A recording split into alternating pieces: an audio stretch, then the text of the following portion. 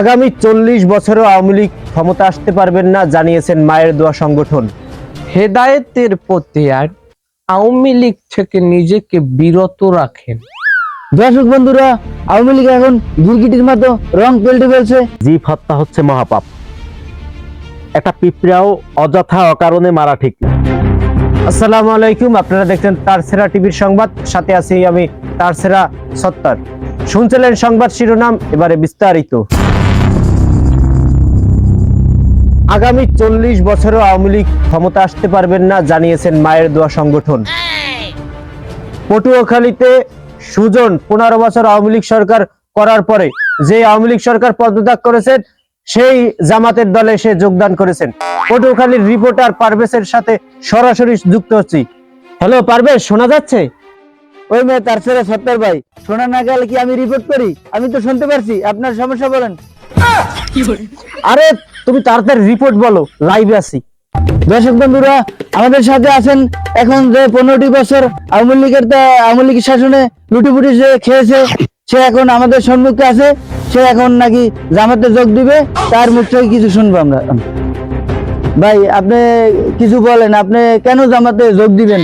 15 বছর আওয়ামী লীগের শাসনে আপনি সব লুটিপুটি খেয়েছেন, এখন জামাতে যাবেন কেন? মানুষ অনেক ভুল করার পর প্রায়শ্চিত্ত করতে চায়। আমি এই পথে আইছি, মেনে রাত্রিরে হপনে দেখছি। তো আমারে কইছে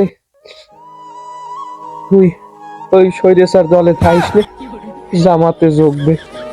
আমি পাওয়ার ধরিয়ে লাইছি, জামাতে যোগ দিছি। আওয়ামী লীগ সরকার থাকাকালীন আপনি যে জামাতের বিপক্ষে যে কাজগুলো করছেন, এখন যদি জামাত ক্ষমতায় আসে আপনাকে ছেড়ে দিবে? মানুষ তো ফেরেশতা না, যে ভুল হয় না, ভুল সবাইরই হয়।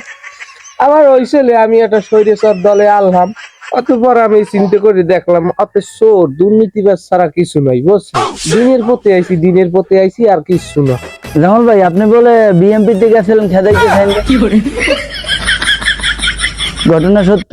কইস কেডা? অমরদারে কয়া লাগবে না, আমি মরতে পান, এটাও এই যে ধরা থাকে সবসময় আমার মূর্তের দ্বারে। হ্যাঁ, 2 ফির গেলাম। প্রথম ফির লড়াই দিয়েছে কায়দার রকম, দ্বিতীয় ফির চলার দিয়ে ভিড়িয়ে দিয়েছে। এতে আর যাই নাই, এই যে জমাতের অফিসে। দর্শক বন্ধুরা, আওয়ামী লীগ এখন গিরগিটির মতো রং পাল্টে ফেলছে। ভাই, আপনার কিছু আর বলার আছে? হেদায়েতের প্রতি আর আওয়ামী লীগ থেকে নিজেকে বিরত রাখেন। দর্শক বন্ধুরা, আপনারা এতক্ষণ শুনতে পারলেন জামাল ভাই ওরফে সুজন, তার কাছ থেকে এতক্ষণ সরাসরি শুনতে পারলেন। এখন আমরা চলে যাচ্ছি স্টুডিও সেই তারসেরা টিভিতে। দর্শক বন্ধুরা, আমরা সরাসরি যুক্ত ছিলাম পারভেজের সাথে। এখন শুনতে পারবেন বাংলাদেশের 24 ঘন্টার মধ্যে ঢুকতে পারে এক মস্ত বড় এলিয়েন। 6 ফিট লম্বা, 25 হাত উচ্চতার এই এলিয়েন শুধু মানুষকেই খাবে না, সাথে সাথে খাবে মানুষের হাতে থাকা মোবাইল ফোনটিও। এই এলিয়েনের কাছ থেকে কিভাবে মানুষ বাঁচবে সেই কথাই বলবো আইজাক মিল্টনের সাথে, আমেরিকান বিজ্ঞানী। সরাসরি যুক্ত আছি আমেরিকান বিজ্ঞানী আইজাক মিল্টনের সাথে। হ্যালো মিল্টন, শোনা যাচ্ছে? আসসালামু আলাইকুম। আপনারা বাংলাদেশবাসী আমাকে চেনেন, আমি আইজাক মিল্টন, বড় এক বিজ্ঞানী। এটা আমার ঘরের কেউ মানে না, বাঙালিরাই মানে। পচা মাল তারা খায় বেশি। এখন ওই এলিয়েন হতে পারে 12-14 ফিট, ওই আর হেরাতে বাঁচতে গেলেই মোবাইলটাকে রাখে দিবেন টেরাঙ্গে রাখার আগে গার্লফ্রেন্ডের নাম্বারটা আমার এই নাম্বারে সেন্ড করবেন। স্ক্রিনে কিন্তু বাসিওতে আছে ক্যালি, এটা সেন্ড করে দেবেন, ঠিক আছে? বন্দরে টেরাঙ্গে রাখতে দেবেন। খোদা হাফেজ, আমার আবার রিসার্চ করতে হইবে। দর্শক বন্ধুরা, সরাসরি যুক্ত ছিলাম আইজাক মিল্টনের সাথে।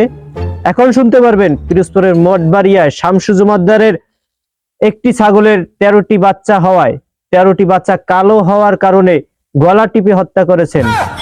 দর্শক বন্ধুরা, এখন আমরা সরাসরি যুক্ত হব পিরোজপুর প্রতিনিধি তারসেরা মামুনের সাথে। হ্যালো মামুন, শোনা যাচ্ছে? ধন্যবাদ। এখন আছি আমরা পিরোজপুরে মঠবাড়িয়ায়। এখানে উপস্থিত আছেন এলাকার গণ্যমান্য মেম্বার, উপস্থিত আছেন মুরব্বী, এবং উপস্থিত আছেন সেই সরাসরি শামসু জুমাদ্দার, যে 13টি ছাগল নিয়তভাবে সে হত্যা করে ছাগলগুলোকে মেরেছেন। আপনি কেন গলা টিপে ছাগলগুলোকে হত্যা করেছেন দর্শকের কাছে বলুন। সাংবাদিক ভাই, আমি হত্যা করছি কা খুললে কই, আমি ওই ছাগল মারছি।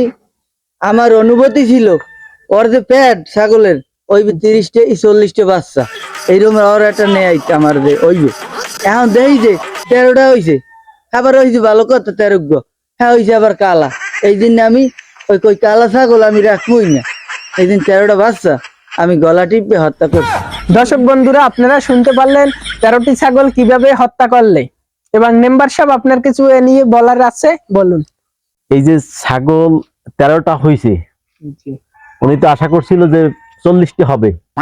আল্লাহ তাআলা যা কিছু দেয় এটি সন্তুষ্ট থাকা উচিত।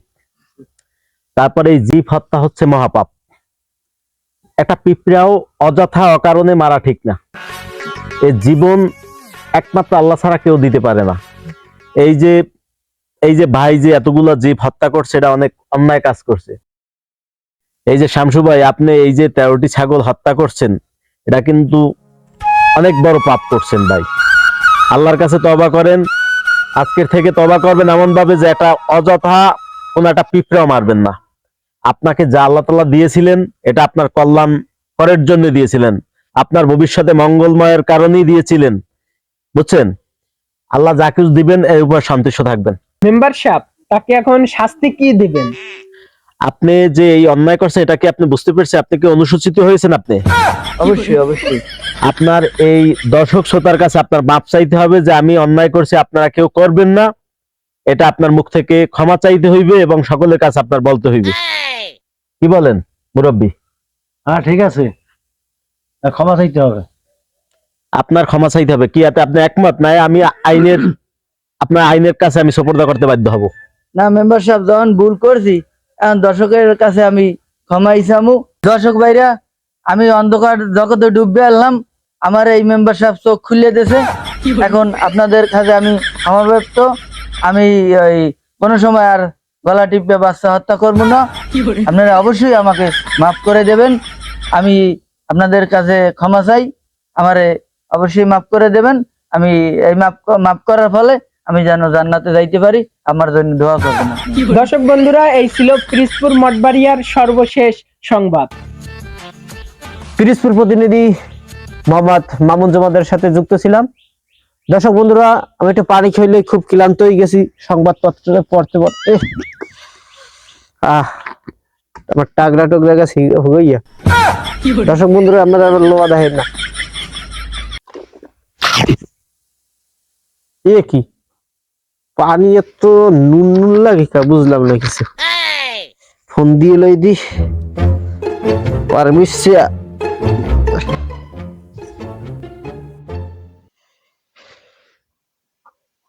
হ্যালো, এবার বেসে পানি কোনারে থুইছো? আমি ও পানি খাইলেন কে? টেবিল তলে থোয়া তো মই মরছি রাইতে। ও আদি খাইলেন কে? আমি ওই ফ্রিজের পানি খাইবেন? এ হালার হলা, তুই কি করলি ভাই? আপনি আরেকটা ভালো কাজ করছেন। আপনার ওই যে চালপুরা খাওয়ায়, আপনি চুরি হলে জীবনে আপনার ধরবেন না ভাই। আপনি একটা ভালো কাম হারছেন মুখ খাইয়ে ভাই, আপনি ভালো কাম হারছেন। এরকম কাম কেউ হার করে না। আপনি চুরি হারবেন না, নইতে আর ধরা আইবেন না জীবনেও। তুই মরে মুখ খাইছো? তোর মুখ বাবা। দর্শক বন্ধুরা, ভিডিওটা কেমন হয়েছে একটু লাইক আর কমেন্ট করে জানাবেন। আর এরকম ভিডিও পাইতে আমার চ্যানেলটা সাবস্ক্রাইব করে রাখেন। আর টাটা বাই বাই, কিছু মনে করেন না, ঠিক আছে?